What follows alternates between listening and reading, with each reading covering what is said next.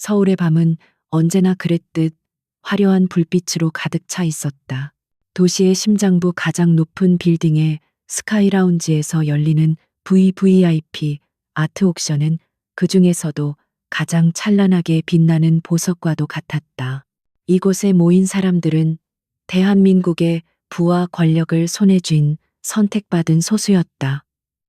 그들의 속삭임 하나하나가 주가를 움직이고 눈짓 하나가 기업의 운명을 결정했다. 그 중심에는 아우라 그룹의 회장 강태준이 있었다. 30대 후반의 나이에도 불구하고 그의 얼굴에는 오만함과 자신감이 깊게 새겨져 있었다. 그는 샴페인 잔을 가볍게 흔들며 경매장 안을 지루하다는 듯이 훑어보았다. 오늘 그의 목표는 단 하나 떠오르는 신진 작가 엘리오의 마지막 작품 심연의 불꽃을 손에 넣는 것이었다. 경매사의 낭낭한 목소리가 장내에 울려 퍼졌다. 자, 오늘의 마지막이자 가장 뜨거운 작품입니다. 엘리오 작가의 유작 심연의 불꽃 시작가는 10억 원입니다. 사람들의 시선이 일제히 무대 중앙의 그림으로 쏠렸다. 절망의 어둠 속에서 피어나는 듯한 강렬한 붉은색과 푸른색의 조화는 보는 이를 압도하는 힘이 있었다. 강태준은 입가에 희미한 미소를 띤 채 패드를 살짝 들어 올렸다. 15억. 그의 목소리에는 경쟁을 허용하지 않겠다는 거만함이 묻어났다. 몇몇이 눈치를 보며 주저했지만 이내 포기하는 분위기였다. 아우라 그룹의 강태준 회장이 직접 나선 경매에서 그와 맞서는 것은 어리석은 짓이었기 때문이다. 모두가 그렇게 생각하며 경매가 싱겁게 끝날 것이라 예상하던 바로 그 순간 고요를 깨는 맑고 차가운 목소리가 들려왔다. 20억. 모든 시선이 소리가 난 곳으로 향했다. 경매장 가장 구석 그림자에 가려져 있던 테이블에 앉은 한 여인이었다. 그녀는 몸에 완벽하게 맞는 검은색 실크 드레스를 입고 있었고 얼굴에 반은 베일이 달린 모자로 가려져 있었다. 강태준의 미간이 살짝 찌푸려졌다. 그는 비서를 향해 턱짓했다. 누구지? 비서는 재빨리 태블릿을 확인했지만 고개를 저었다. 헬리오스라는 해외 투자 펀드의 아시아 지부 대표라고만 되어 있습니다. 회장님, 이름은 공개되어 있지 않습니다. 강태준은 콧방귀를 뀌며 다시 패드를 들었다. 30억. 그의 목소리에 짜증이 섞였다. 하지만 여자는 조금도 망설이지 않았다. 마치 그의 다음 수를 이미 읽고 있었다는 듯 즉시 더 높은 금액을 불렀다. 40억. 그녀의 목소리는 얼음처럼 차가웠지만 그 안에는 흔들림 없는 단단함이 있었다. 장내의 공기가 팽팽하게 당겨졌다. 이제 이것은 단순한 그림 구매가 아니라 두 거물의 자존심 대결이었다. 순간 강태준의 머릿속에 아주 오래전 빗줄기가 세차게 쏟아지던 어느 날의 기억이 희미하게 스쳐 지나갔다. 자신을 올려다보던 한 여자의 젖은 얼굴. 그 얼굴 위로 지금 눈앞의 베일에 가려진 여인의 모습이 겹쳐지는 듯한 착각이 들었다. 그는 불쾌하다는 듯 고개를 흔들어 잡념을 떨쳐냈다. 50억, 70억. 여자는 그의 생각을 비웃기라도 하듯 판돈을 기하급수적으로 올렸다. 이제 사람들은 숨을 죽이고 두 사람을 지켜볼 뿐이었다. 강태준의 얼굴에서 여유가 사라졌다. 그는 오늘 이 자리에서 자신의 권위에 도전하는 익명의 존재를 결코 용납할 수 없었다. 그의 자존심이 그것을 허락하지 않았다. 100억. 강태준이 외쳤다. 그 액수의 장래가 술렁이었다. 그림의 가치를 훨씬 뛰어넘는 금액이었다. 이것은 명백한 경고였다. 더 이상 따라오지 말라는 감히 내 영역을 침범하지 말라는. 그는 승리를 확신하며 여자를 노려보았다. 하지만 베일 너머로 보이는 여자의 입꼬리가 미세하게 올라가는 것을 그는 보지 못했다. 알겠습니다. 여자는 나지막이 말하며 자리에서 일어났다. 사람들은 그녀가 마침내 포기했다고 생각했다. 강태준 역시 안도의 한숨을 내쉬며 의자의 등을 기댔다. 하지만 그녀는 경매장을 나가는 대신 무대를 향해 우아하게 걸어갔다. 그리고는 경매사를 향해 누구도 예상치 못한 말을 던졌다. 이 경매 제가 사겠습니다. 경매장이 얼어붙었다. 네 손님, 그게 무슨 말씀이신지. 경매사가 당황하며 물었다. 여자는 핸드백에서 검은색 카드 한 장을 꺼내 보였다. 헬리오스 펀드의 이름으로 이 옥션 하우스의 모든 지분을 현재가의 2배로 매입하겠습니다. 그리고 첫 번째 권한으로 심연의 불꽃의 판매를 즉시 중단합니다. 그녀의 선언은 폭탄과도 같았다.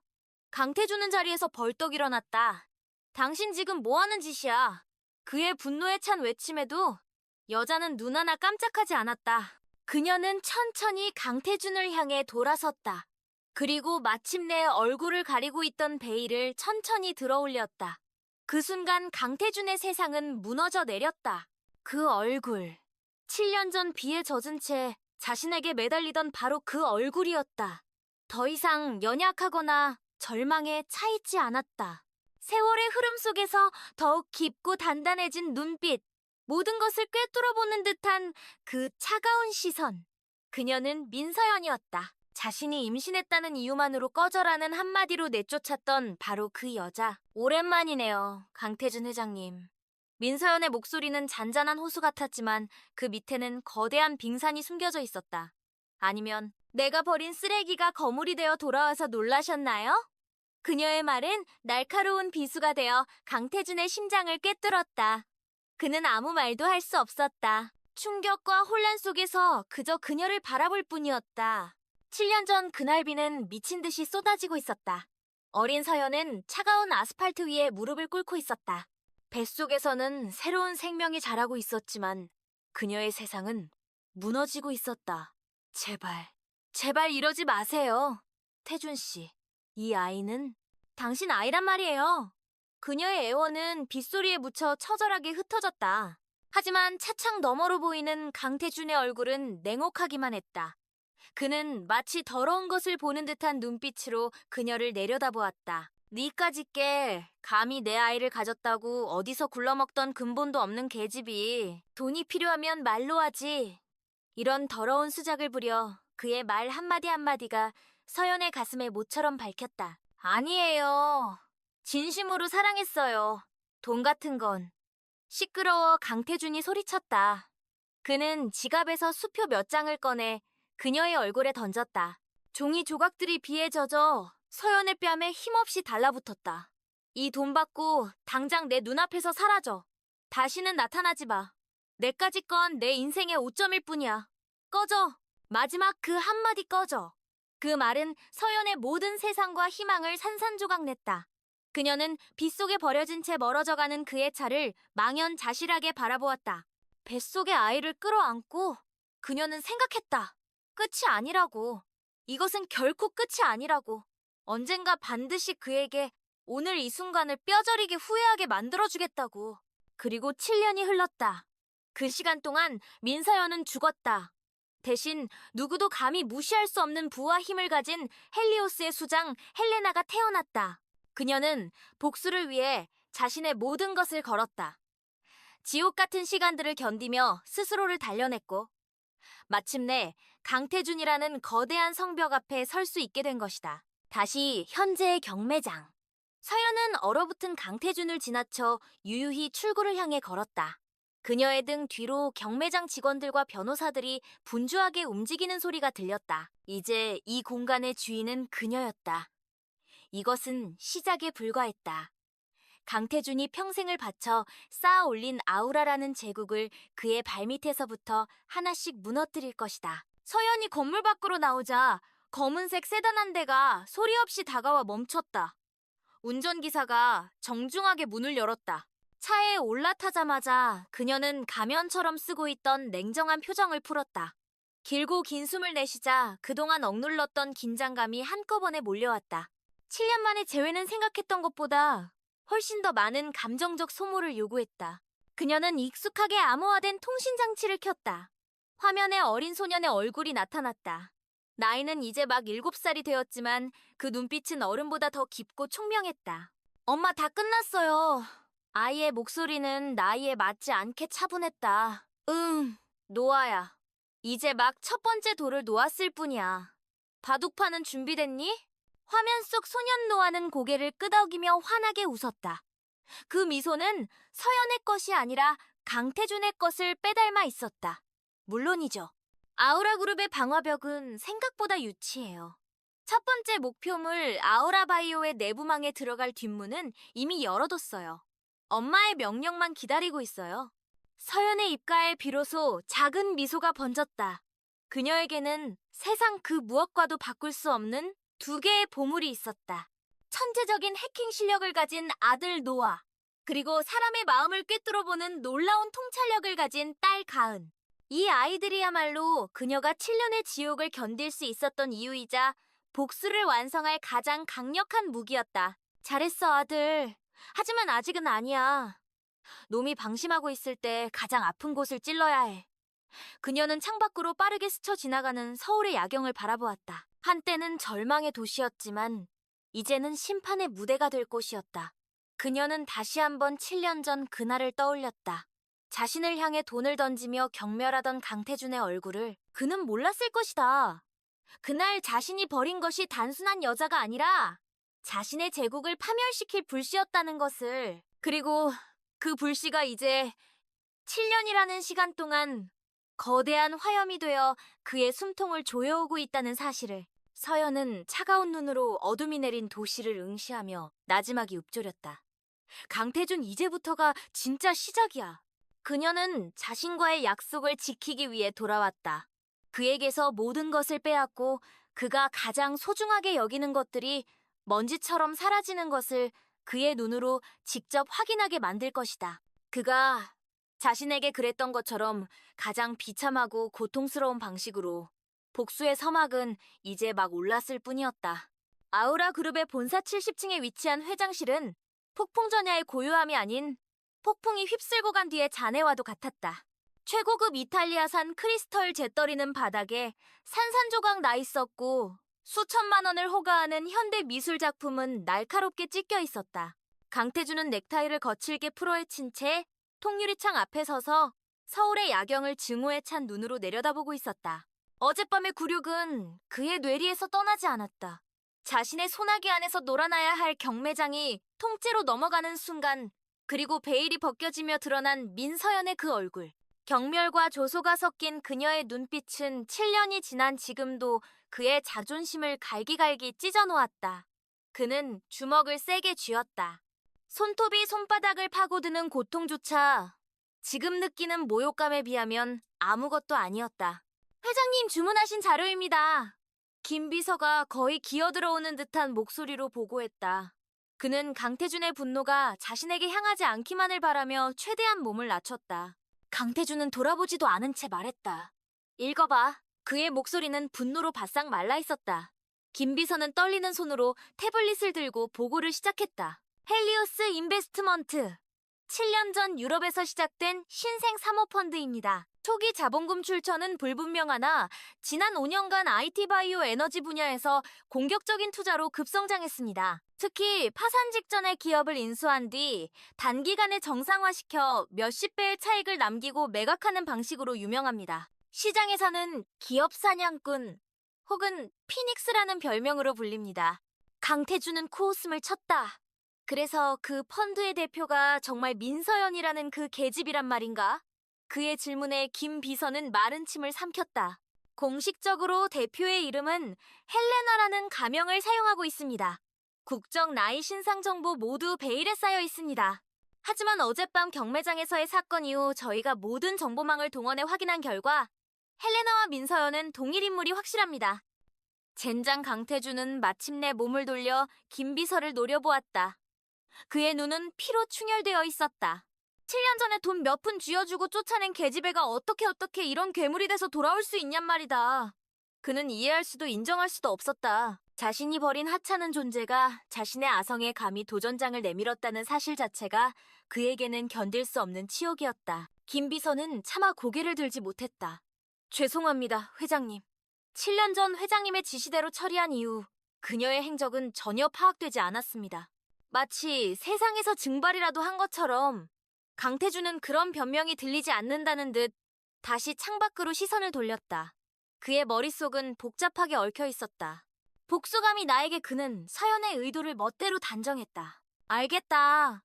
돈이 더 필요한 모양이군. 아니면 남자에게 버림받은 상처를 이런 식으로 푸는 건가? 유치하기 짝이 없지? 그는 헬리오스의 자금력을 얕잡아 보았다. 그저 운 좋게 돈방석에 앉은 여자의 치기 어린 행동 정도로 치부했다. 그는 자신의 제국 아우라가 얼마나 견고한지 그녀가 아직 모르고 있다고 생각했다.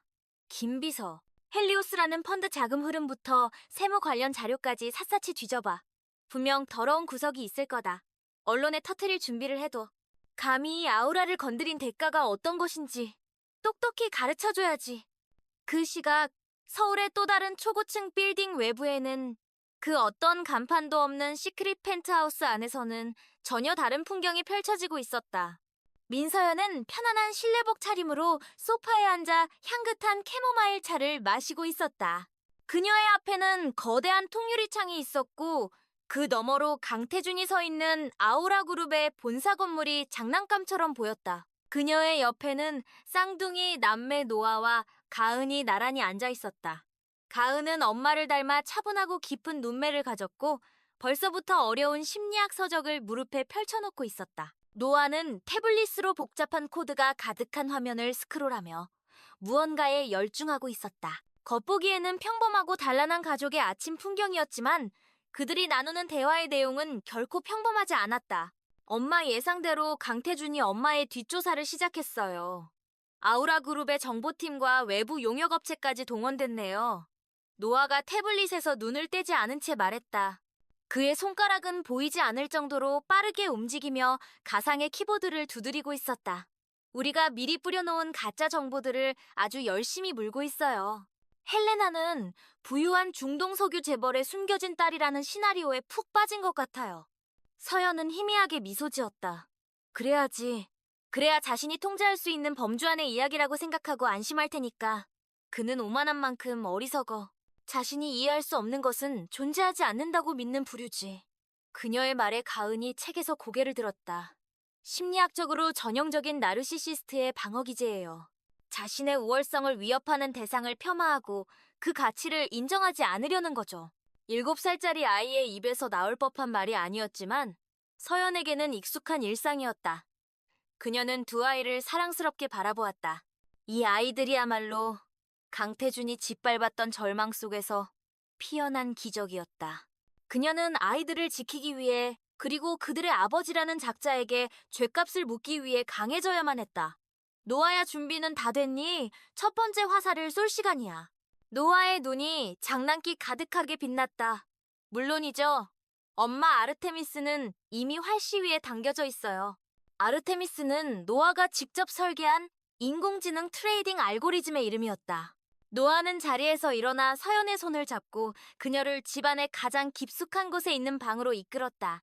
지문과 홍채인식 복잡한 암호를 거쳐 문이 열리자 마치 우주선의 조종석 같은 공간이 나타났다. 사방의 벽은 바닥부터 천장까지 이어진 거대한 스크린으로 이루어져 있었고 그 위에는 전 세계의 주식 시세와 외환 정보, 각종 데이터들이 쉴 새 없이 흘러가고 있었다. 중앙에는 홀로그램 컨트롤 패널이 공중에 떠 있었다. 이곳이 바로 헬리오스 펀드의 심장이자 민서연의 복수를 위한 전쟁 상황실이었다. 첫 번째 목표는 아우라바이오. 강태준이 미래성장 동력으로 가장 아끼는 자회사지. 최근 신약 개발에 대한 기대로 주가가 최고점에 올라 있어. 거품이 가장 많이 낀 곳이니 작은 바늘 구멍 하나만으로도 터트리기는 충분해. 서연이 목표를 지정하자 노아는 익숙하게 홀로그램 패널을 조작했다. 알고 있어요? 임상 3상 데이터에 약간의 모순점이 있는 걸 발견했어요. 일반적인 분석가들은 찾아낼 수 없는 아주 미세한 변수 조작의 흔적이죠. 노아의 손짓에 따라 거대한 스크린 하나에 아우라 바이오의 임상시험 결과 보고서가 나타났다. 수만 페이지에 달하는 방대한 데이터 속에서 노아는 정확히 특정 부분들을 확대했다. 이 부분의 통계적 유의성이 조작되었을 가능성이 커요. 이 데이터를 익명의 내부 고발 형식으로 가장 영향력 있는 바이오 전문 애널리스트 몇 명에게만 흘릴 거예요. 직접적인 증거가 아니라 합리적 의심의 씨앗만 심어주는 거죠. 서연은 만족스러운 듯 고개를 끄덕였다. 좋아? 시장이 스스로 공포를 만들어내도록 하는 거야. 우리가 직접 손을 더럽힐 필요는 없어. 그녀의 지시에 노하는 신이 나서 키보드를 두드렸다. 작전 개시 아르테미스 사냥을 시작해 그의 목소리와 함께 암호화된 데이터 패킷 몇 개가 전 세계로 뻗어 있는 인터넷망 속으로 흔적도 없이 사라졌다. 그리고 정확히 3시간이 지났다. 아우라 그룹의 전략기획실은 벌집을 쑤셔놓은 듯했다. 팀장님, 큰일 났습니다. 갑자기 아우라 바이오 주가에 대한 부정적인 리포트가 돌고 있습니다. 출처가 어디야? 알 수 없습니다. 하지만 월스트리트의 최고 애널리스트들이 익명의 제보를 받고 작성한 것으로 보입니다. 단화 내용은 뭔데? 신약 임상 데이터의 신뢰성에 대한 의문이 제기되었습니다. 지금 매도 물량이 쏟아지고 있습니다. 아우라 바이오의 주가는 폭포수처럼 곤두박질치기 시작했다. 개장한 지 1시간도 안 되어 주가는 15%나 폭락했다. 강태준은 긴급 임원 회의를 소집했. 회의실의 공기는 얼음장처럼 차가웠다. 도대체 어떻게 된 일이야? 고작 확인되지도 않은 찌라시 하나에 주가가 이렇게까지 빠진다는 게 말이 돼. 강태준이 테이블을 내리치며 고함을 질렀다. 바이오 부문 사장이 땀을 뻘뻘 흘리며 보고했다.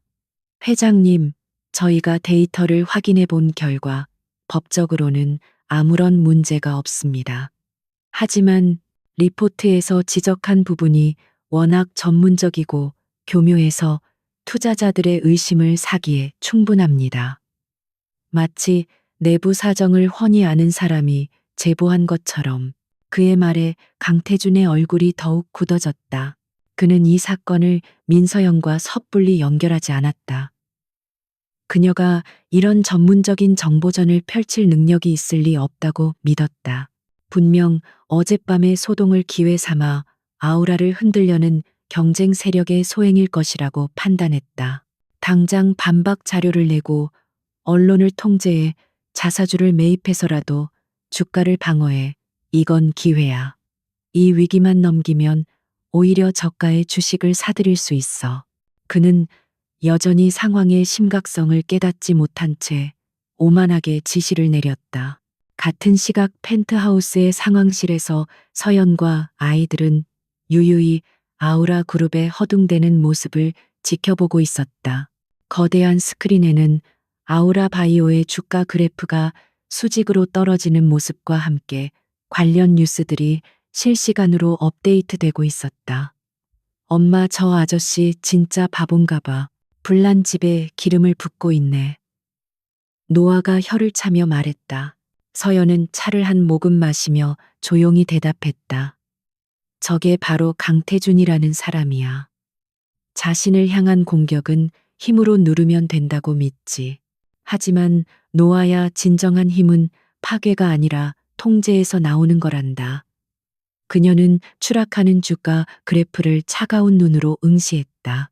첫 번째 화살은 정확히 그의 심장은 아니지만 그가 가장 아끼는 갑옷의 한 부분을 꿰뚫었다. 이제 그는 피를 흘리기 시작할 것이다. 그리고 피 냄새를 맡은 하이에나들이 곧 몰려들 것이다. 복수의 연극은 이제 일막이 끝났을 뿐이었다. 아우라 바이오의 주가 폭락은 시작에 불과했다. 그것은 마치 거대한 댐에 생긴 작은 균열과도 같았다. 처음에는 미미한 누수였지만 헬리오스라는 이름에 보이지 않는 압력은 쉬지 않고 그 균열을 파고들었다. 익명으로 터져나오는 추가적인 의혹들, 해외 투자 기관들의 비관적인 전망 보고서, 그리고 결정적으로 아르테미스 알고리즘이 만들어낸 교묘한 공매도 파도는 아우라 바이오를 회생 불가능한 상태로 몰아가고 있었다. 강태준의 인내심은 마침내 바닥을 드러내고 있었다. 그는 회장실에서 연일 비상대책회의를 주재했지만 나오는 것은 한숨과 변명뿐이었다. 주가 방어를 위해 쏟아부은 수천억 원의 자금은 마치 밑 빠진 독에 물 붓기처럼 허무하게 사라져갔다. 시장의 신뢰는 이미 돌아올 수 없는 강을 건넜고 공포에 질린 투자자들은 투매를 멈추지 않았다. 이게 말이 된다고 생각하나 고작 루머 몇 개 때문에 그룹의 핵심 계열사 하나가 일주일 만에 반토막이 나는 게 강태준이 회의 테이블을 내리치자 묵직한 진동이 퍼져나갔다. 임원들은 약속이라도 한 듯 고개를 숙였다. 누구도 그의 분노를 감당하고 싶지 않았다. 이 모든 사태의 배후에 누가 있는지 이제는 어렴풋이 짐작이 갔기 때문이다. 김 비서가 조심스럽게 입을 열었다. 회장님, 이번 사태는 단순한 시장 악재가 아닌 것 같습니다. 모든 공격이 너무나도 정교하고 저희의 대응을 미리 예측이라도 한 듯 움직이고 있습니다. 마치 저희 내부 사정을 훤히 들여다보고 있는 것처럼. 그의 말에 강태준은 이를 갈았다. 민서연. 그 이름이 다시 그의 머릿속을 헤집었다. 그 계집이 정말 이 정도의 판을 짤 능력이 있단 말인가.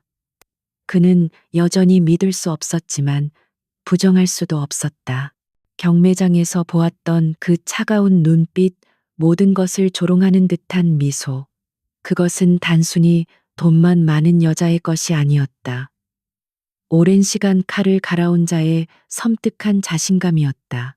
그는 마침내 인정해야만 했다. 이것은 전쟁이었다.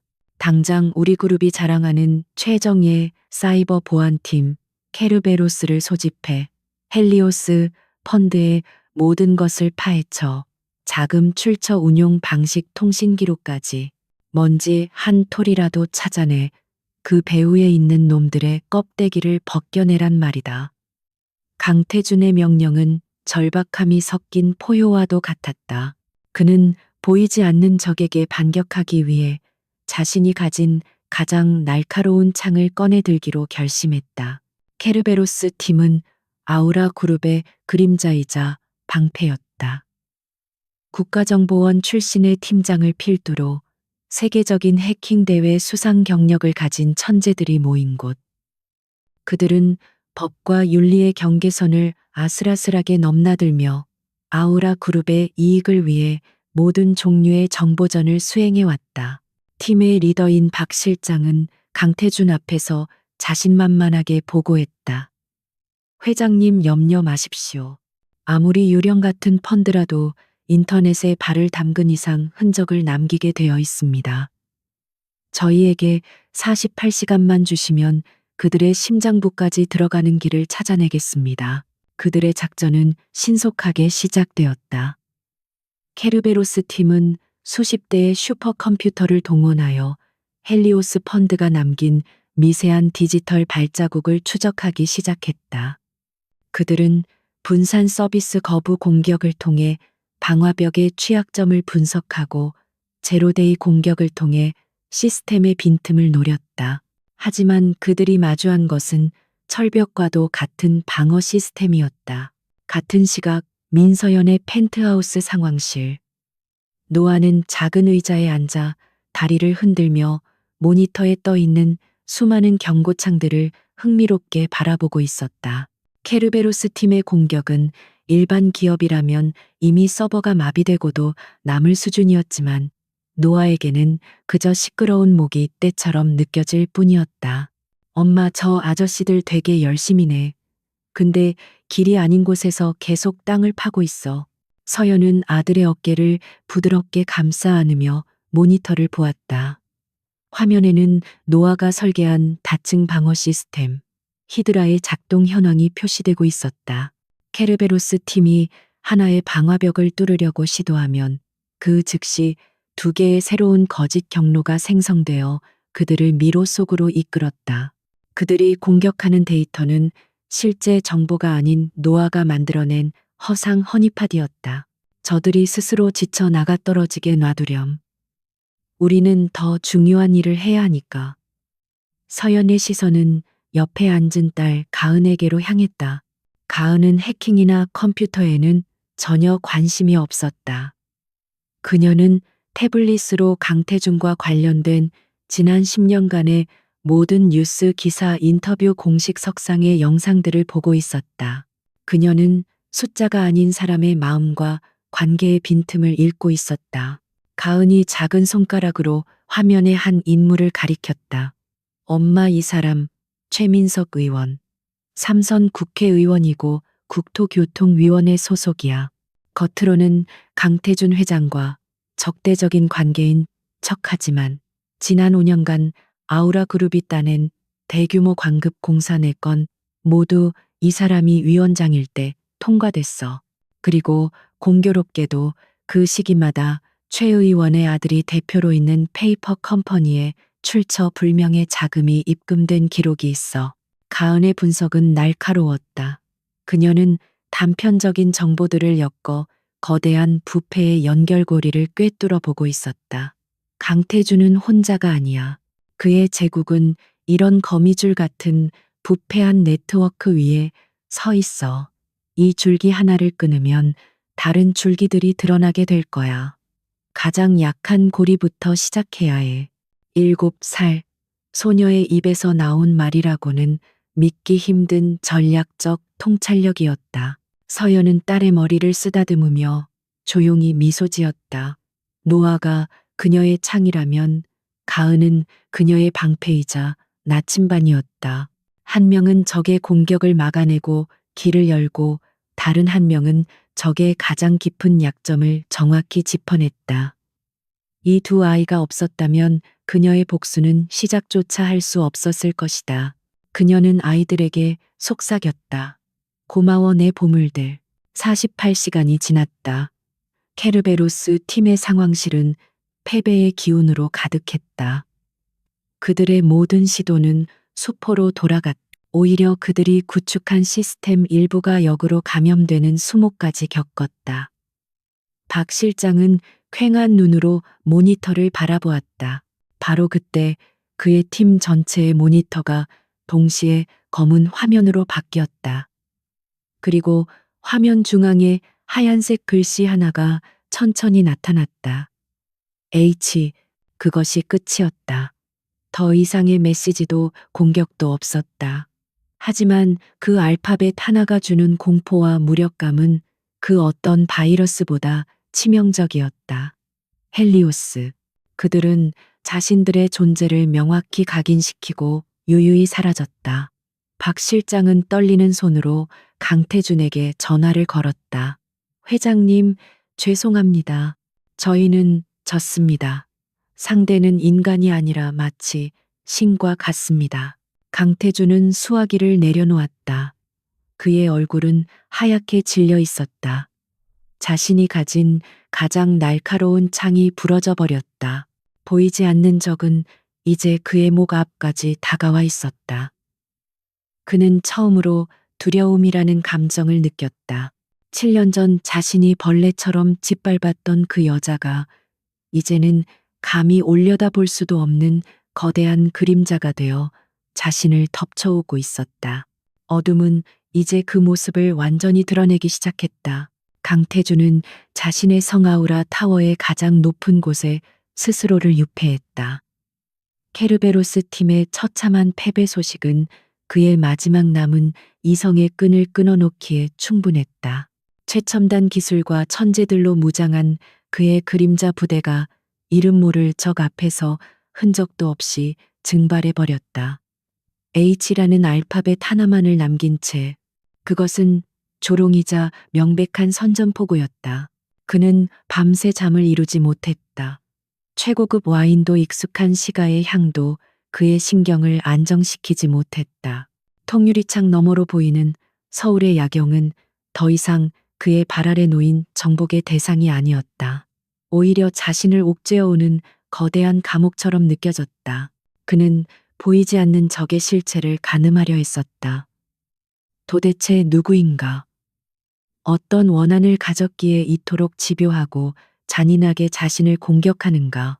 그의 머릿속에 민서연의 얼굴이 스쳐 지나갔지만 그는 애써 고개를 저었다. 그 계집이 이런 치밀한 계획을 세울 리 없다고 설령 복수심에 불탄다 해도 이 정도의 자본과 기술력을 동원할 수는 없다고 스스로를 세뇌했다. 분명 그녀를 얼굴마담으로 내세운 다른 거대 세력이 있을 것이라고. 이것은 아우라 그룹을 통째로 삼키려는 기업 사냥꾼의 소행일 것이라고 결론지었다. 바로 그때 그의 집무실 책상 위 인터폰이 조용히 울렸다. 김 비서의 긴장된 목소리가 흘러나왔다. 회장님, 헬리오스 인베스트먼트 측에서 공식 서한을 보내왔습니다. 강태준의 미간이 좁혀졌다. 내용이 뭐지? 헬리오스의 의장 헬레나가 회장님과의 공식적인 만남을 요청했습니다. 적대적 관계의 청산 및 상호 발전을 위한 협력 방안 모색이라는 명분입니다. 강태준은 순간 자신의 귀를 의심했다. 공격을 퍼붓던 쪽에서 먼저 만나자고, 그것도 협력을 논의하기 위해. 이것은 명백한 함정이거나 그의 반응을 떠보기 위한 기만술이었다. 하지만 동시에 그의 아내는 오만함이 고개를 들었다. 제 아무리 날고 기는 놈들이라도 결국엔 아우라라는 거대한 벽 앞에서 협상을 시도할 수밖에 없다는 뜻인가. 좋다. 만나겠다고 해. 강태준은 결심했다. 장소는 여기 우리 아우라 타워 맨 위층에 있는 스카이 컨퍼런스 룸으로 정해. 내 성으로 직접 기어들어 오겠다니 그 배짱 한번 구경해줘야지. 세상에서 가장 비싼 수업료를 치르게 될 거라고 전해. 그는 직접 얼굴을 마주하면 상대의 약점을 파악하고 이 판을 다시 뒤집을 수 있으리라 믿었다. 그것이 그의 착각의 시작이었다. 약속된 날 아우라 타워의 공기는 평소보다 몇 배는 더 무겁고 차갑게 느껴졌다. 강태준은 만반의 준비를 했다. 회의장에는 그의 법무팀과 전략기획실의 핵심 임원들이 배석했고 건물 전체의 보안 등급은 최고 수준으로 격상되었다. 그는 마치 전쟁을 앞둔 장수처럼 자신의 왕좌와도 같은 회의 테이블 상석에 앉아 적을 기다렸다. 마침내 회의실의 육중한 문이 소리 없이 열렸다. 먼저 들어온 것은 검은 정장 차림의 변호사와 비서들이었다. 그리고 그들 뒤로 모든 소음을 집어삼키는 압도적인 존재감을 뿜어내며 한 여인이 들어섰다. 짙은 네이비색의 파워숄더 수트는 그녀의 단단한 어깨선을 강조했고 발걸음을 옮길 때마다 울리는 또각거리는 하이힐 소리는 마치 심판의 시간을 알리는 시계추 소리처럼 들렸다. 그녀는 민서연이었다. 하지만 지금의 그녀에게서 7년 전의 흔적은 찾아볼 수 없었다. 그녀는 선글라스를 끼고 있어 눈빛을 읽을 수는 없었지만 굳게 닫힌 입술과 조금의 흐트러짐도 없는 자세는 그 어떤 감정도 허락하지 않겠다는 강한 의지를 보여주었다. 강태준은 그녀를 보는 순간 경매장에서의 그 여인임을 직감했지만 애써 태연한 척했다. 여기까지 직접 행차하시다니 영광이군요. 헬리오스의 헬레나 의장, 강태준이 먼저 입을 열었다. 그의 목소리에는 상대를 아래로 내려다보는 특유의 거만함이 배어 있었다. 그는 악수를 청하기 위해 손을 내밀었지만 서연은 그것을 못 본 척 지나쳐 그의 맞은편 자리에 앉았다. 짧은 순간 강태준의 얼굴에 굴욕감이 스쳐 지나갔다. 시간은 금인이 본론부터 시작하죠. 서연이 입을 열었다. 그녀의 목소리는 얼음처럼 차가웠다. 그녀는 아무런 서론 없이 테이블 위로 얇은 태블릿 PC 하나를 밀었다. 아우라 그룹에 대한 저희의 협력 제안서입니다. 검토해 보시죠. 강태준은 헛웃음을 지으며 태블릿을 집어들었다. 화면에는 아우라 그룹의 구조조정 및 자산 매각에 관한 계획이 빼곡히 적혀 있었다. 그것은 협력 제안이 아니었다. 사실상의 항복 문서였다.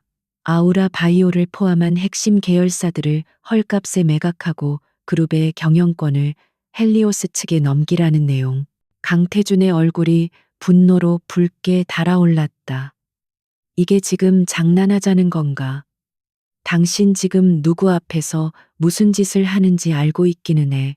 그가 태블릿을 테이블에 내리치려는 순간 서연이 조용히 선글라스를 벗었다. 그리고 마침내 그녀의 눈이 온전히 드러났다. 그 어떤 감정도 담겨 있지 않은 깊이를 알 수 없는 심연과도 같은 그 눈동자가 강태준을 똑바로 응시했다. 7년 전 절망과 애원으로 가득 차 있던 그 눈이 아니었다. 모든 것을 꿰뚫어 보고 상대를 압도하는 포식자의 눈빛이었다. 기억 안 나세요? 강태준 회장님. 그녀의 목소리는 나지막했지만 회의실의 모든 사람들의 귀에 천둥처럼 밝혔다. 7년 전 비가 쏟아지던 날, 당신의 차 앞에서 무릎 꿇고 있던 그 여자, 당신이 꺼져라는 그 한마디 말과 함께 돈 몇 푼으로 짓밟아 버렸던 바로 그 여자 말입니다. 그 순간 강태준의 세상이 무너지는 소리가 들렸다. 그의 머릿속에서 모든 퍼즐 조각이 맞춰지며 끔찍한 그림이 완성되었다. 경매장에서의 모욕, 아우라, 바이오의 추락, 케르베로스의 완벽한 패배. 이 모든 것이 눈앞에 이 여자 자신이 버렸던 민서연의 작품이었다. 그의 호흡이 가빠지고 온몸의 피가 차갑게 식는 것 같았다. 네, 내년이. 그는 경련하듯 손가락으로 그녀를 가리켰다. 경악과 분노, 그리고 이해할 수 없는 공포가 뒤섞여 제대로 된 문장을 만들 수 없었다. 배석했던 임원들 역시 충격적인 진실에 입을 다물지 못했다. 서연은 그런 그의 반응을 차갑게 지켜보며 말을 이었다. 분노는 자신의 어리석음을 마주할 용기가 없는 패배자들이나 내뱉는 감정이죠. 그녀는 자리에서 일어나 강태준이 앉아 있는 테이블 끝으로 천천히 걸어갔다. 그리고 그의 귀에만 들릴 정도로 작은 목소리로 속삭였다. 당신이 나에게서 모든 것을 빼앗았다고 생각했겠죠. 하지만 당신은 나에게 가장 강력한 무기를 선물했어요. 바로 이유라는 것을. 그녀는 잠시 말을 멈추고 그의 귓가에 차가운 숨결을 불어넣었다. 그리고 최민석 의원, 그 사람과의 검은 거래 장부까지 전부 다 가지고 있다는 건 알고 계셨나 모르겠네요. 최민석 의원의 이름이 나오자 강태준의 눈이 공포로 흔들렸다. 그것은 그의 가장 깊고 은밀한 약점이었다. 그녀가 어떻게 그것을 그의 동공지진을 확인한 서연은 만족스러운 미소를 지으며 몸을 일으켰다. 그녀는 이제 이 게임의 모든 규칙을 자신이 쥐고 있음을 확인했다. 그녀는 회의실에 모인 모든 사람들을 향해, 그러나 오직 강태준 한 사람을 향해 선언했다. 나는 오늘 협상하러 온 게 아닙니다. 통보하러 온 겁니다. 그녀의 목소리는 회의실 전체를 얼어붙게 만들었다. 당신이 평생을 바쳐 쌓아 올린 이 모래성이 당신의 발밑에서부터 어떻게 무너져 내리는지 바로 이 가장 높은 곳에서 똑똑히 지켜보라는 마지막 배려를 하러 온 것뿐입니다. 그녀는 말을 마치고 미련 없이 돌아섰다. 강태준은 아무 말도 아무 행동도 하지 못했다. 그는 자신의 왕좌에 앉은 채 멀어져가는 그녀의 뒷모습을 망연자실하게 바라볼 뿐이었다. 7년 전 자신이 내쫓았던 연약한 여인이 이제는 자신의 목에 칼을 들이대는 냉혹한 심판자가 되어 돌아왔다. 이 거대한 아우라 타워는 더 이상 그의 성이 아니었다. 그녀가 설계한 거대하고 화려한 무덤이었다. 민서연이 떠난 스카이 컨퍼런스 룸은 마치 시간이 멈춘 듯한 정적에 휩싸였다. 강태준은 왕좌에 앉은 허수아비처럼 미동도 없이 허공을 응시했다. 그의 머릿속에서는 최민석 의원과 검은 거래 장부라는 단어가 악마의 속삭임처럼 끊임없이 맴돌았다. 그것은 단순한 협박이 아니었다. 자신의 제국을 지탱해온 가장 추악하고 핵심적인 기둥의 존재를 그녀가 정확히 알고 있다는 선고였다. 분노가 뒤늦게 그의 온몸을 지배하기 시작했다. 공포로 차갑게 식었던 피가 다시 끓어올랐다. 감히 내게서 모든 것을 빼앗아간 그 계집이 이제 와서 나를 심판하려 들어 그는 부서질 듯 주먹을 쥐었다.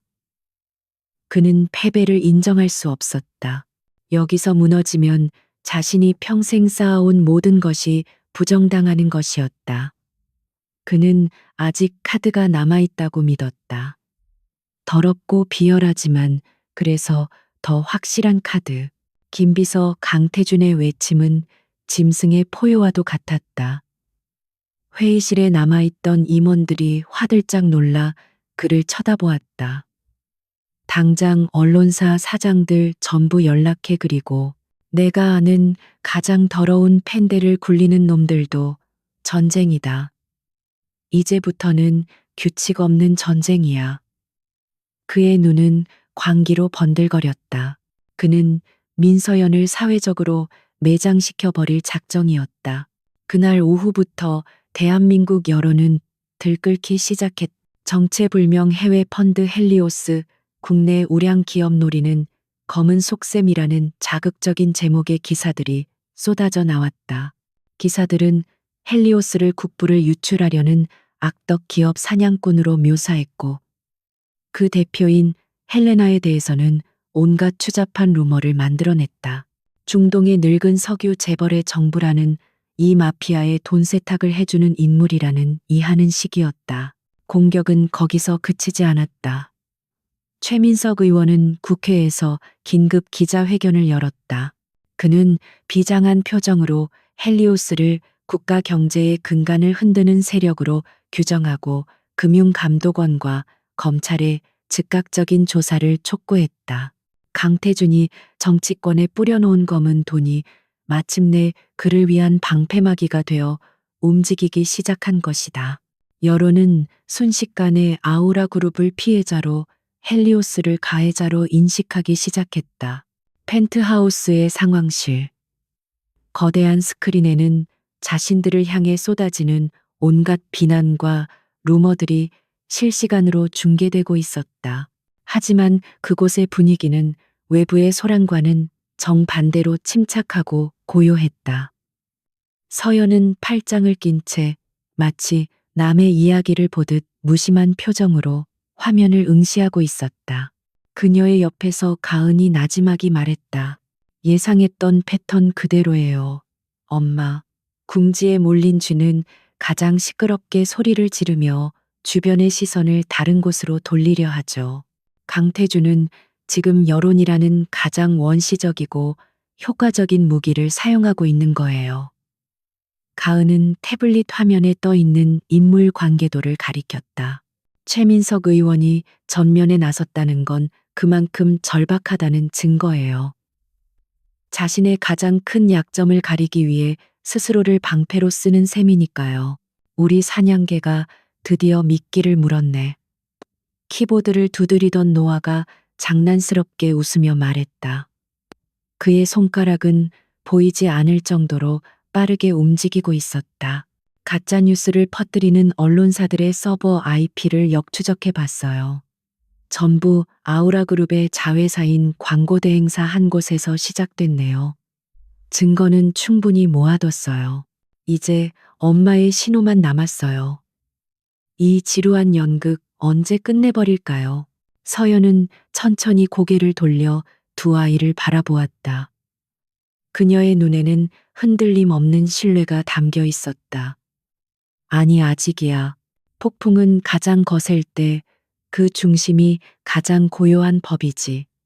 저들이 스스로의 광기에 취해 가장 높이 올라갔다고 생각하는 바로 그 순간, 우리는 땅을 무너뜨릴 거다. 그녀의 목소리는 차분했지만 그 안에는 거대한 폭풍우를 예고하는 힘이 있었다. 작전은 새벽에 시작되었다. 전 세계의 금융시장이 문을 여는 시간에 맞춰 노하는 아르테미스를 이용해 아우라 그룹의 모든 상장 계열사에 대한 대규모 공매도 주문을 넣기 시작했다. 이것은 단순한 주가 하락 베팅이 아니었다. 곧 터져나올 거대한 악재에 대한 확신이 없으면 불가능한 수조원 단위의 도박이었다. 그리고 동이 트기 시작할 무렵 서연의 신호에 따라 두 번째 화살이 발사되었다.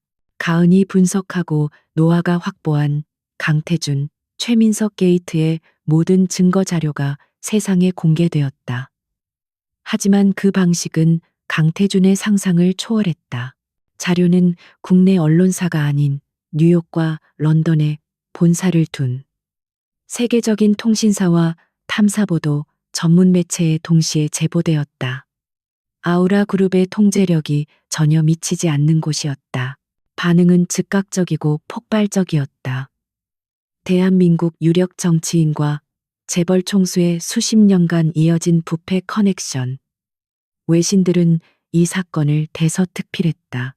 차명 계좌를 통한 불법 정치자금 내역, 해외 조세 피난처에 숨겨진 비자금 장부 아우라 그룹에 특혜를 주기 위해 조작된 정책 결정 과정의 증거들. 그 증거들은 너무나도 상세하고 구체적이어서 그 누구도 부인할 수 없었다. 한국 증권시장이 개장하자마자 지옥의 문이 열렸다. 아우라 그룹의 모든 계열사 주가는 개장과 동시에 하한가로 직행했다. 어제까지 아우라를 옹호하던 언론들은 순식간에 태도를 바꾸어 강태준을 비난하기 시작했고, 여론은 걷잡을 수 없이 들끓었다. 투자자들의 패닉셀이 이어지면서 아우라 그룹의 시가총액은 단 몇 시간 만에 수십조 원이 증발해버렸다. 강태준은 자신의 집무실에서 그 모든 과정을 속수무책으로 지켜보았다. 그의 휴대폰은 쉴 새 없이 울렸지만 그는 아무것도 할 수 없었다. 그가 믿었던 언론도 정치권의 방패막이도 모두 신기루처럼 사라져버렸다. 그가 평생을 바쳐 쌓아 올린 제국은 이제 외부의 공격이 아닌 내부의 부패와 탐욕에 의해 스스로 무너져 내리고 있었다. 회장님 검찰에서 압수수색 영장을 들고 본사 로비로 진입했습니다. 김 비서의 절망적인 보고가 인터폰을 통해 들려왔다. 강태준은 허탈하게 웃었다. 모든 것이 끝났다. 민서연 그녀는 단순히 복수하러 온 것이 아니었다. 그녀는 그의 모든 것을 파괴하고 그 폐허 위에서 새로운 질서를 세우기 위해 온 심판자였다. 상상조차 할 수 없는 거대한 폭풍이 모든 것을 휩쓸고 지나갔다. 아우라 타워는 유령의 성처럼 변해버렸다. 복도는 텅 비었고 한때는 야망과 활기로 가득 찼던 사무실들은 압수수색의 상흔만 남긴 채 짙은 침묵에 잠겨 있었다. 강태준은 검찰의 출국금지 조치와 함께 회장 직무가 정지된 채 자신의 집무실이 아닌 외부와 단절된 비밀 아지트에 몸을 숨기고 있었다. 그가 평생을 바쳐 이룩한 제국은 그의 손가락 사이로 빠져나가는 모래알처럼 허무하게 쓰러져 가고 있었다. 그의 앞에는 위성 전화기 한 대가 놓여 있었다. 검찰의 감청을 피할 수 있는 유일한 통신 수단이었다. 그는 며칠 밤낮으로 술에 취해 이성을 잃은 채 부서진 자존심의 파편을 끌어모으고 있었다. 언론은 그를 희대의 부패 기업인으로 매도했고 대중은 그에게 등을 돌렸다. 그가 믿었던 모든 것이 그를 배신했다. 이 모든 파멸의 시작, 그 중심에는 민서연이라는 이름이 있었다. 그년 때문이야. 모든 게 그년 때문이야. 그는 악마에게 영혼이라도 팔아버린 사람처럼 중얼거렸다. 돈도 명예도 권력도 모두 잃었다. 이제 그에게 남은 것은 복수심이라는 이름의 도끼뿐이었다. 이대로 무너질 수는 없었다. 그녀 역시 자신과 똑같은 아니 그보다 더한 고통을 느껴야만 했다. 그녀가 가장 소중하게 여기는 것을 부숴버려야 했다. 그의 머릿속에 두 아이의 얼굴이 떠올랐다. 민서연의 유일한 약점. 그는 떨리는 손으로 전화기를 집어들었다. 수신자는 그의 수많은 더러운 뒤처리를 해왔던 지금은 해외에 도피 중인 전직 특수부대 출신 해결사였다. 나다. 강태준의 목소리는 술과 증오로 쉬어 있었다. 마지막으로 할 일이 있다. 돈은 얼마가 들든 상관없어. 민서연의 아이들, 그 아이들을 내 눈앞에서 사라지게 해줘. 수화기 너머로 잠시 침묵이 흘렀다. 회장님, 이건 너무 위험합니다. 상대는 보통이 아닙니다. 해결사의 목소리에는 드물게도 망설임이 묻어 있었다. 하지만 강태준은 광기에 휩싸여 있었다. 시끄러워, 내가 가진 모든 걸 걸겠다. 성공하면 네가 평생 만져보지도 못할 돈을 주지. 실패는 없어. 무조건 해내. 그는 전화를 끊고는 미친 사람처럼 웃기 시작했다. 그는 민서연이 이 수를 예측하지 못했을 것이라 확신했다. 하지만 그는 틀렸다. 펜트하우스 상황실. 거대한 화면에는 강태준이 은신해 있는 비밀 아지트의 내부 열감지 영상이 떠 있었다. 그가 방금 통화한 내용 전문이 텍스트로 변환되어 화면 한쪽에 조용히 스크롤되고 있었다. 노아가 설치한 초소형 도청 장치는 위성통신의 암호화마저 뚫어버린 지 오래였다. 서연은 팔짱을 낀 채 차가운 눈으로 그 모든 것을 지켜보고 있었다. 엄마, 드디어 마지막 발악을 시작했네요. 저 아저씨 정말 구제불능이야. 노아가 혀를 차며 말했다. 그의 작은 손은 쉴 새 없이 키보드를 두드리며 해결사의 신원과 예상 이동 경로를 파악하고 있었다.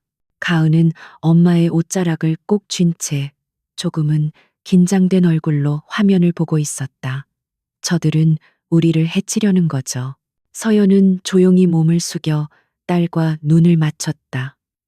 그녀의 눈에는 두려움이 아닌 단단한 결의가 서려 있었다. 괜찮아, 가은아. 엄마가 완벽한 연극 무대를 준비해 놨으니까. 저들은 배우가 될 거고 우리는 관객이 될 거야. 그리고 이 연극이 끝나면 모든 게 제자리로 돌아갈 거란다. 그녀는 아이들을 안심시킨 뒤 다시 화면으로 시선을 돌렸다. 모든 것이 그녀의 계획대로 움직이고 있었다. 이틀 후 주말에 한적한 공원. 서연은 쌍둥이, 남매와 함께 여느 평범한 엄마처럼 나들이를 나와 있었다. 아이들은 밝게 웃으며 비눗방울을 불었고 서연은 벤치에 앉아 그 모습을 따뜻한 눈으로 지켜보는 척했다. 하지만 그녀의 귀 속에 꽂힌 초소형 이어피스에서는 실시간으로 상황 보고가 들어오고 있었다. 타겟 알파 공원, 동쪽 입구 진입. 타겟 브라보 서쪽 언덕 위 저격 위치로 추정되는 지점 도착. 모든 준비 완료, 명령을 기다립니다. 공원 주변에는 민서연이 고용한 전직 특수요원들로 구성된 최정예 보안팀이 일반인으로 위장한 채 거미줄처럼 포진해 있었다. 공원 내의 모든 CCTV는 노아에 의해 장악되었고 하늘에는 민간용으로 위장한 고성능 감시 드론이 날고 있었다. 이것은 강태준이 보낸 암살자들을 위한 거대한 덫이었다. 그들의 모든 움직임, 모든 대화는 실시간으로 녹화되고 있었다. 마침내 해결사들이 움직이기 시작했다. 아이스크림 판매원으로 위장한 남자가 아이들에게 접근했고 유모차를 끄는 부부로 위장한 팀이 서연의 시선을 분산시켰다. 모든 것이 일사불란하게 진행되는 것처럼 보였다. 아이스크림 판매원의 손이 아이들을 향해 뻗어나가는 바로 그 순간 서연의 나지막한 목소리가 이어피스를 통해 흘러나왔다. 시작해. 그 말은 무대를 전환하는 신호였다. 갑자기 공원 곳곳에서 평범한 행인처럼 보였던 사람들이 일제히 움직였다. 아이스크림 판매원은 팔이 꺾인 채 비명도 지르지 못하고 쓰러졌고 위장 부부는 순식간에 제압당했다. 언덕 위 저격수는 마취총을 맞고 쓰러졌다. 모든 것은 단 10초 만에 아무도 눈치채지 못할 정도로 조용하고 신속하게 끝났다. 아이들은 아무것도 모른다는 듯 천진난만한 얼굴로 엄마에게 달려왔다. 엄마, 저 아저씨가 갑자기 넘어졌어요. 서연은 아이들을 꼭 껴안으며 말했다. 괜찮아, 그냥 작은 소동이었을 뿐이야. 이제 집에 갈 시간이다. 그녀의 연기는 완벽했다. 하지만 그녀의 눈빛은 멀리 강태준이 숨어 있을 어둠을 향하고 있었다. 비밀 아지트. 강태준은 작전 성공 보고를 초조하게 기다리고 있었다. 바로 그때 그의 앞에 있던 모든 스크린이 동시에 켜졌다. 화면에 나타난 것은 방금 전 공원에서 벌어진 모든 상황을 담은 영상이었다. 여러 각도에서 촬영된 너무나도 선명한 영상. 그리고 영상과 함께 그의 목소리가 흘러나왔다. 민서연의 아이들, 그 아이들을 내 눈앞에서 사라지게 해줘. 그의 등 뒤에서 소름 끼치도록 차가운 목소리가 들려왔다. 당신이 주문한 연극 재밌게 봤어. 강태준이 경악하며 돌아본 곳에는 민서연이 서 있었다. 그리고 그녀의 뒤에는 검사들과 수사관들이 서 있었다. 그가 가장 안전하다고 믿었던 비밀 아지트는 사실 그녀의 손바닥 아니었다. 모든 것이 끝났다. 이것이 그녀가 준비한 그의 숨통을 끊어놓을 마지막 한 수 치명적인 일격이었다. 강태준의 세상은 소리 없이 무너져 내렸다. 그의 눈앞에 선 민서연은 더 이상 과거의 여인이 아니었다. 그녀는 그의 모든 죄를 기록하고 심판을 집행하러 온 냉혹한 여신이었다. 그녀의 등 뒤로 들어서는 검사들의 냉정한 눈빛 앞에서 강태준은 평생을 지탱해온 오만함이라는 갑옷이 산산조각 나는 것을 느꼈다. 그는 아무런 저항도 하지 못했다. 아니, 할 수 없었다. 당신이 7년 전 나에게서 모든 것을 빼앗았을 때 당신은 몰랐겠지. 서연은 차갑게 얼어붙은 그를 지나치며 나지막이 속삭였다. 당신이 버린 것은 나약한 여자가 아니라 당신의 제국을 무너뜨릴 씨앗이었다는 걸. 그리고 그 씨앗이 자라나는 데 필요한 모든 자양분은 바로 당신을 향한 나의 증오였어. 이제 당신의 시간은 끝났어. 그것이 그가 들은 그녀의 마지막 목소리였다. 강태준은 살인교사 수천억 원대, 횡령 및 배임 불법 비자금 조성 뇌물 공여 등 셀 수 없이 많은 혐의로 그 자리에서 긴급 체포되었다. 그가 수갑을 찬 채 끌려나가는 모습은 모든 언론을 통해 생중계되었다. 한때 대한민국 경제를 호령하던 거인의 초라하고 비참한 몰락이었다. 재판은 신속하게 진행되었다. 민서연과 그녀의 아이들이 제공한 증거는 너무나도 명백하고 방대했다. 강태준의 변호인단은 그 어떤 반론도 제기하지 못했고 그와 결탁했던 최민석 의원을 비롯한 부패한 권력자들 역시 줄줄이 법의 심판을 받았다. 대한민국을 병들게 했던 거대한 부패의 고리가 마침내 끊어지는 순간이었다. 강태준은 무기징역을 선고받고 역사의 뒤안길로 쓸쓸히 사라졌다. 아우라그룹은 주인을 잃고 표류했다. 주가는 휴지 조각이 되었고 채권단은 앞다투어 자금 회수에 나섰다. 모두가 거대 기업의 공중분해를 예상하던 그때 헬리오스 인베스트먼트가 구원투수로 등판했다.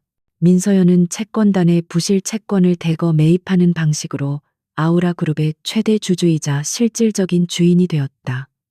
그녀는 파괴자가 아니라 재건을 선택했다.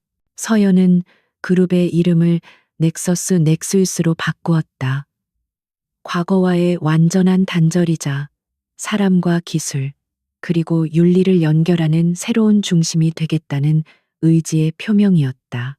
그녀는 대대적인 구조조정에 착수했지만 그것은 강태준식의 무자비한 해고가 아니었다.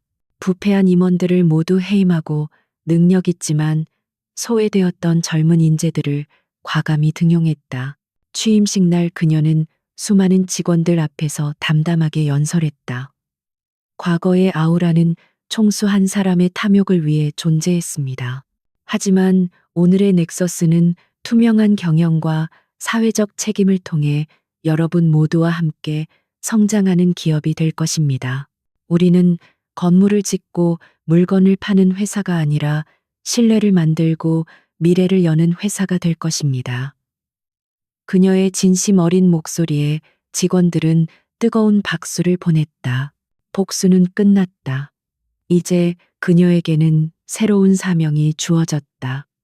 펜트하우스의 상황실은 더 이상 전쟁터가 아니었다. 아이들은 그곳을 자신들의 놀이터이자 연구실로 사용했다. 노아는 넥서스 그룹의 모든 보안 시스템을 게임처럼 즐기며 업그레이드했고, 가은은 기업의 사회공헌 프로그램을 기획하며 사람들의 마음을 움직이는 새로운 방법을 배우고 있었다. 어느 날 저녁 서연은 소파에 앉아 책을 읽는 아이들을 조용히 바라보았다. 7년의 세월이 주마등처럼 스쳐 지나갔다. 빗속에서 절망하던 순간, 아이들을 품에 안고 지옥 같은 시간을 견뎌냈던 순간, 그리고 마침내 복수를 완성한 순간까지 그녀는 가은에게 조용히 물었다. 가은아, 엄마가 무서웠니? 가은은 책에서 눈을 떼고 엄마를 올려다보았다. 그 깊은 눈동자에는 두려움이 아닌 이해와 사랑이 담겨 있었다. 아니요, 엄마. 저는 엄마가 슬퍼 보였어요. 하지만 이제는 아니에요. 엄마는 이제 웃는 법을 다시 배우고 있는 것 같아요. 딸의 말에 서연은 자신도 모르게 눈시울이 붉어졌다. 그녀는 두 아이를 힘껏 끌어안았다. 이 아이들이야말로 그녀의 구원이었다.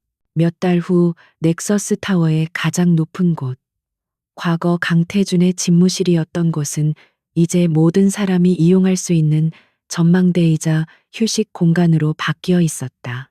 서연은 노아 가은과 함께 통유리창 앞에 서서 눈부시게 펼쳐진 서울의 야경을 내려다보고 있었다. 한때는 증오의 대상이었던 도시가 이제는 새로운 희망의 땅처럼 보였다. 엄마, 여기서 보니까 도시가 꼭 보석 상자 같아요. 노아가 감탄하며 말했다. 그의 눈은 호기심으로 반짝였다. 가은은 서연의 손을 꼭 잡으며 속삭였다. 우리가 지켜낸 세상이네요. 서연은 아이들의 어깨를 감싸 안았다. 그녀의 마음은 더 이상 과거의 어둠에 얽매여 있지 않았다. 아니, 이제부터 우리가 만들어갈 세상이란다.